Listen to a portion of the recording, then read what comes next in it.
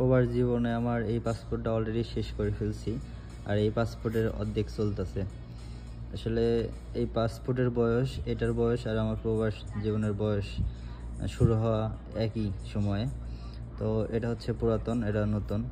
তো আসলে এই পাসপোর্ট যখন বানাইছিলাম নতুন, তখন কতই না খুশি ছিলাম, আনন্দে ছিলাম যে এখন বিদেশ চলে যাবো।